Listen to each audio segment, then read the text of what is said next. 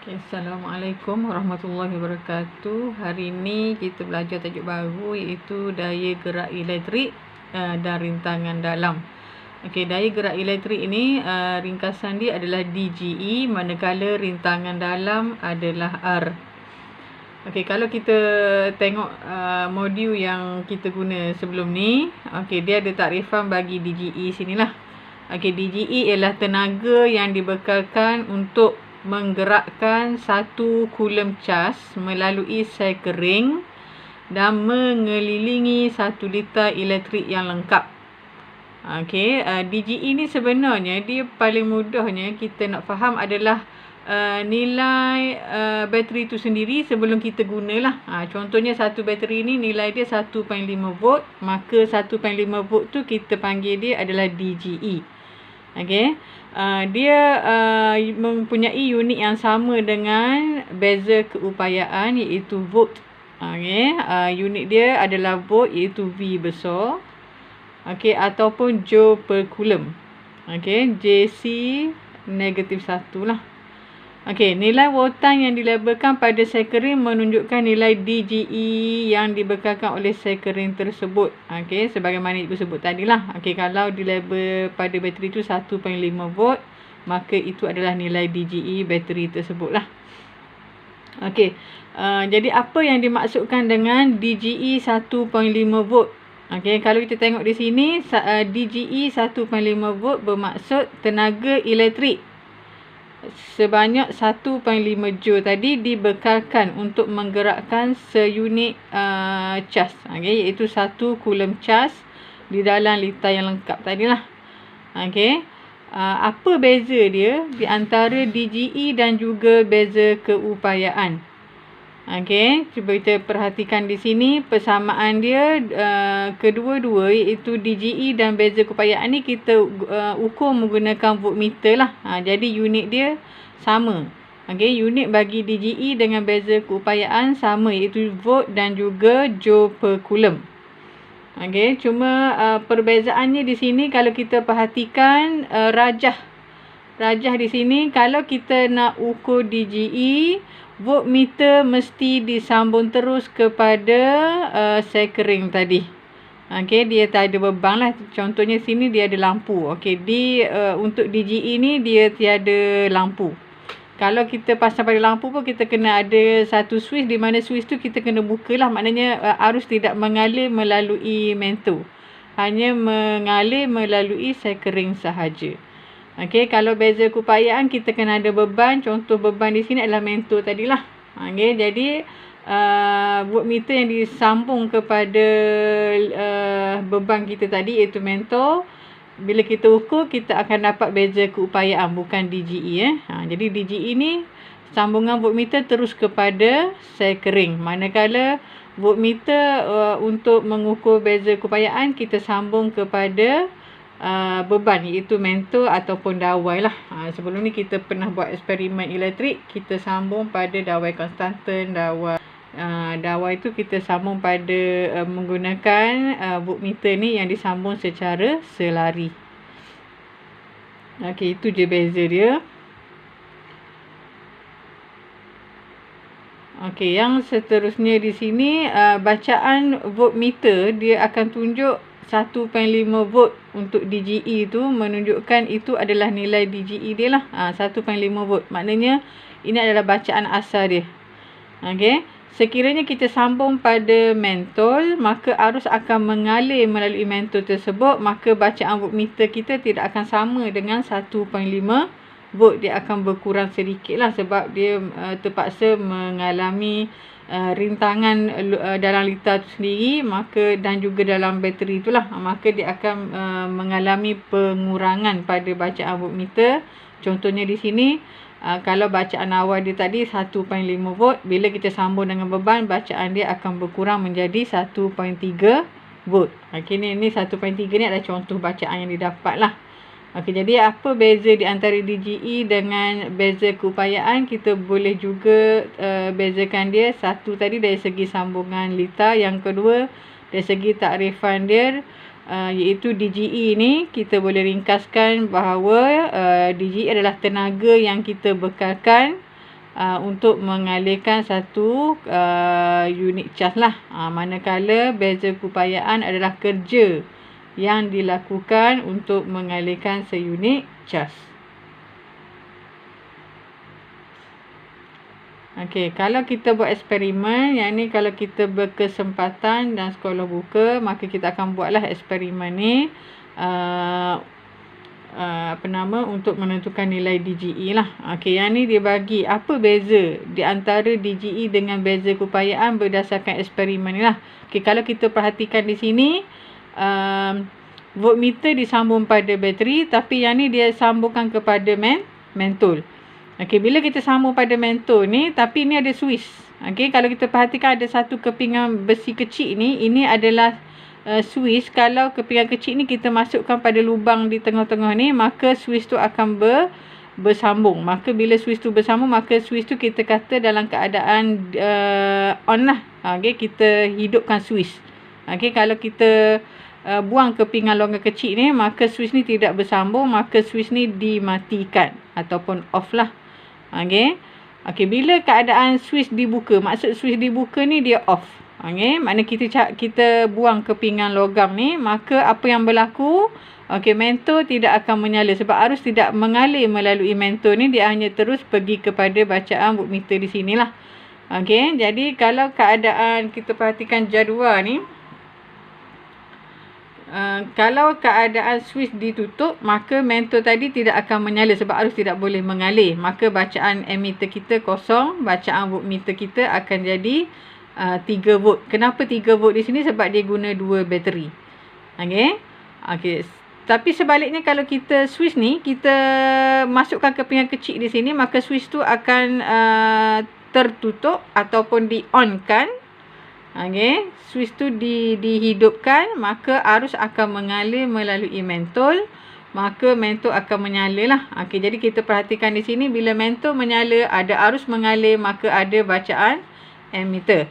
Tapi bacaan voltmeter kita akan berkurang, tidak akan dapat lagi 3 volt sebab bila arus mengalir melalui mentol tu ada rintangan yang terpaksa dia tempuh lah, maka dia punya bacaan voltmeter tu akan berkurang jadi 2.7 volt. Jadi kalau diperhatikan di sini, yang 3 volt ni bila arus tidak mengalir, maka 3 volt ni kita namakan dia DGE. Okey, yang 0.22 ampere ni menunjukkan ada arus mengalir.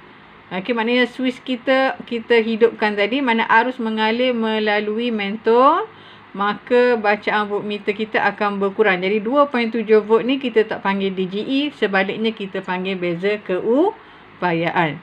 Jadi bezanya, kalau arus tidak mengalir, itu adalah DGE. Kalau ada arus mengalir, maka bacaan voltmeter kita tadi adalah bacaan beza keupayaan. Okey, seterusnya kita pergi kepada rintangan dalam. Kalau sebelum ni kita belajar rintangan dalam liter yang biasa tu, okey, dia punya simbol adalah R besar. Tapi untuk rintangan dalam bateri tu sendiri, dalam cycling tu sendiri, dia ada rintangan dalam, maka dia punya simbol tu kita ubah sedikit daripada R besar kepada R kecil lah. Okey, R kecil ni mewakili rintangan dalam. Okey, apa maksud rintangan dalam? Rintangan dalam adalah rintangan terhadap pengaliran cas oleh elektrolit dan juga elektrod di dalam sel kering tersebut. Okey, awak belajar kimia pun. Okey, elektrod yang bahagian putih ni, okey, gambar bateri ni, awak perhatikan gambar bateri ni. Okey, yang warna putih ni adalah elektrod dia, lepas tu di sekeliling dia ni ada elektrolit lah. Okey, bahan kimia yang boleh menghasilkan arus elektrik. Okey, jadi apabila berlaku pengaliran cas di antara elektrolit dan juga elektrod ni, dia ada halangan lah. Jadi halangan rintangan terhadap pengaliran cas tadi dinamakan sebagai rintangan dalam. Okey, kerja perlu dilakukan oleh cas bagi menentang rintangan dalam yang wujud dalam sel kering. Ini menyebabkan beza keupayaan tadi mengalami jatuhan nilai lah. Maknanya nilai dia jadi lebih kecil. Okey, apabila cas mengalir melalui liter tadi, Okey, beza keupayaan dia akan berkurang. Okey, sebab tu tadi kita lihat apabila kita sambung pada mentor, bacaan voltmeter kita telah berkuranglah daripada 3 menjadi 2.7 volt sahaja. Okey, rintangan dalam dia sama juga dengan rintangan biasa tu, unit dia sama. Okey, cuma rintangan yang luar tu kita panggil R besar, rintangan dalam R kecil. Unit kedua-duanya sama, unit dia ohm. Okey.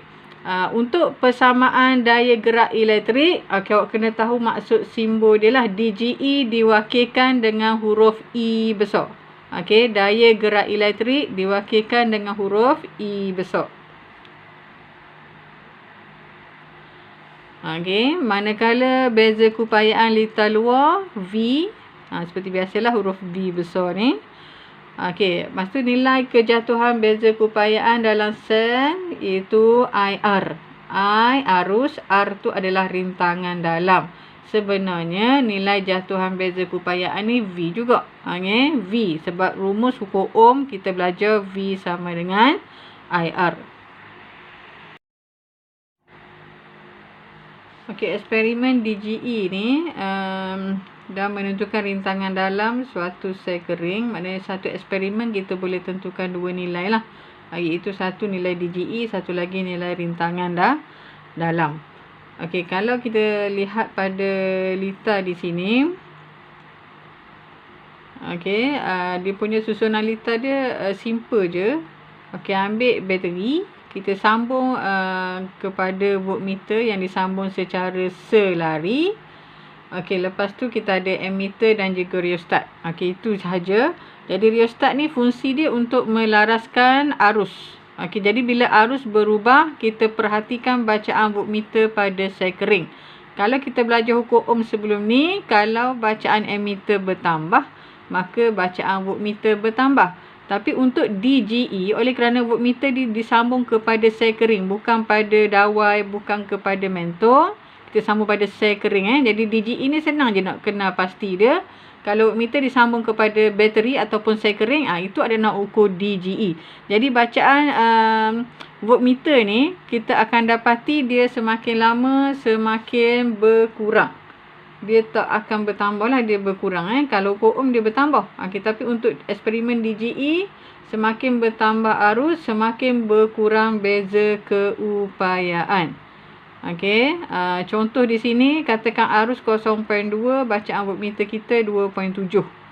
Okey, dan seterusnya lah 0.3, yang ni semakin berkurang 2.6. Arus bertambah, voltmeter akan berkurang. Jadi kalau kita plotkan graf, kita akan dapat graf garis lurus, tapi dia punya hubungan dia berkurang secara linear. Jadi di mana kita nak tentukan nilai DGE dan juga rintangan dalam daripada kita punya graf tadilah. Okey, jadi kalau kita perhatikan di graf ni, dia sama dengan persamaan yang kita buat tadi. Okey, nanti saya tunjuk semula persamaan tu. Okey, daripada graf ni, kita akan dapati bahawa nilai pintasan pada paksi Y, iaitu nilai pintasan pada graf ni, dekat ujung ni. Okey, itu kita akan dapat nilai DGE. Jadi kalau kita pakai satu bateri, biasanya dia akan memintas pada 1.5 lah. Kalau pakai dua bateri, dia akan memintas pada 3 volt. Okey, itu biasanya nilai teori dia lah. Tapi kalau kita buat eksperimen, biasanya dia akan ada sedikit ralat lah. Dia akan lari sikit je. Okey, lepas tu kalau kita kira nilai kecerunan graf, kita ni, okey, graf yang berkurang secara linear ni, kalau kita buat segitiga, cari nilai kecerunan, kita akan dapat sebenarnya nilai rintangan dalam. Okey, nilai kecerunan graf bersamaan dengan negatif R. Negatif. Jadi oleh kerana kecerunan kita negatif, maka R ni pun negatif, maka negatif tadi boleh dihilangkan lah, sebab kiri dan kanan tu dua-duanya negatif, maka kecerunan kita sama dengan R lah, kita boleh potong negatif tu. Okey, jadi R kita akan dapat nilai yang sentiasa positif lah. Okey, jadi daripada graf yang diplotkan tadi, maka hubungan dia adalah beza keupayaan kita ni V berkurang secara linear dengan arus. Okey, itu beza dia dengan ukur lah. Kalau ukur dia berkadar terus, semakin bertambah arus semakin bertambah beza keupayaan. Tapi kalau eksperimen DGE, dia akan berkurang secara linear. Garis lurus tak melalui asalan dan mempunyai kecurunan negatif dong ke sebelah kiri. Okey, maka itu adalah eksperimen DGE lah. Jadi itu clue dia. Kalau nak cari soalan, kalau nampak graf begini, maka itu adalah eksperimen menentukan nilai DGE. Okey, kita pergi yang seterusnya.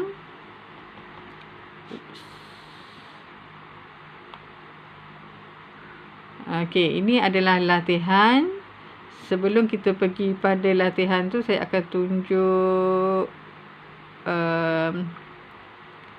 dia ada apa nama. Okey, ni persamaan yang saya tinggal tadi sekejap. Kita habis lagi tu.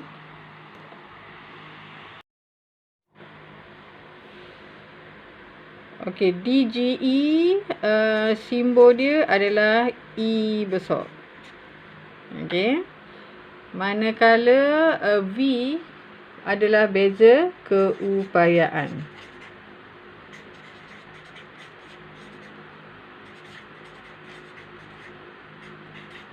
Okey, kita belajar ukur ohm. V sama dengan IR. Okey, jadi untuk jatuhan beza keupayaan dalam sel, oleh kerana kita kata sel tadi dia ada rintangan dalam, maka R besar ni kita tukar kepada R kecil. Maka V ni juga sama dengan IR kecil. Okey, ini merujuk kepada jatuhan nilai beza keupayaan dalam bateri lah, ataupun sel kering tadi.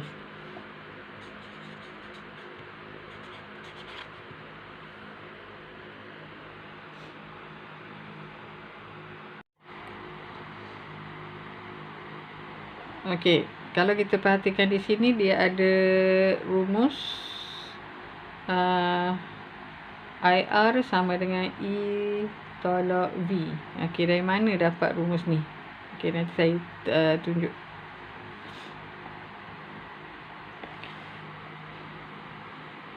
Okey, DGE iaitu simbol dia E sama dengan voltan ataupun beza keupayaan yang merentasi litar luar tambah dengan nilai jatuhan voltan pada sel kering tadilah. Ni V juga sebenarnya ni. Okey. Ni IR ni sebenarnya sama juga dengan V. Cuma ni R kecil ni mewakili nilai rintangan dalam bateri lah.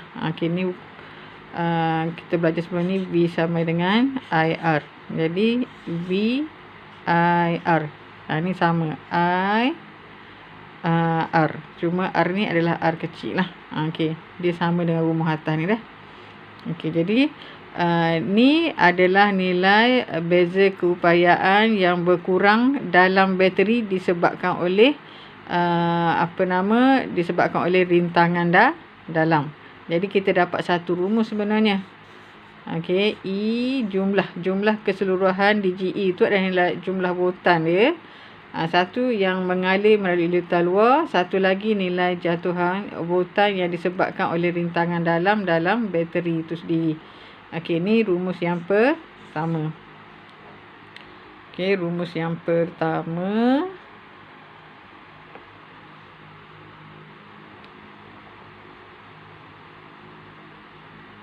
Okey, kalau kita alihkan rumus ni, saya nak letak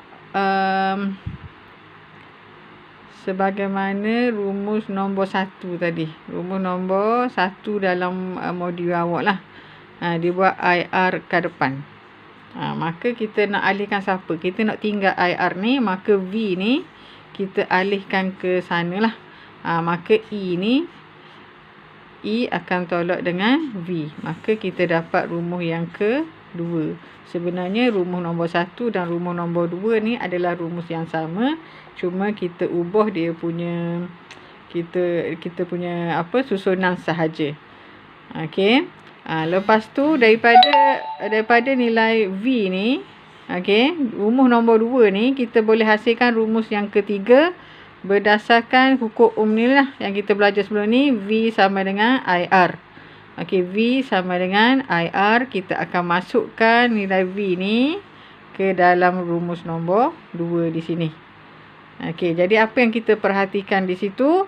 Maka kita akan nampak IR sama dengan E tolak. Okey, V ni ambil yang ni lah, IR. Okey, V sama dengan IR. Maka kita ambil yang belakang ni lah, IR. Kita ganti dalam V di sini.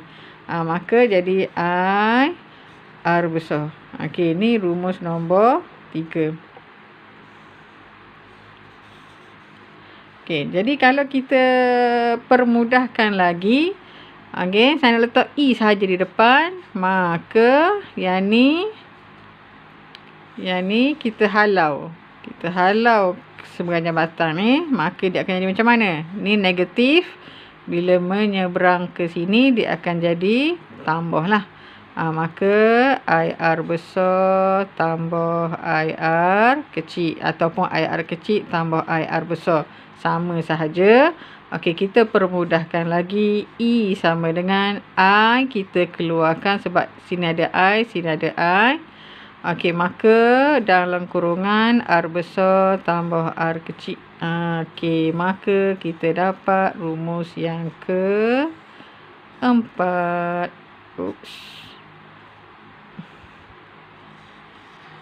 Okey, rumus yang keempat. Jadi kita ada 4 rumus lah. Okey, ni yang pertama. E sama dengan V tambah IR.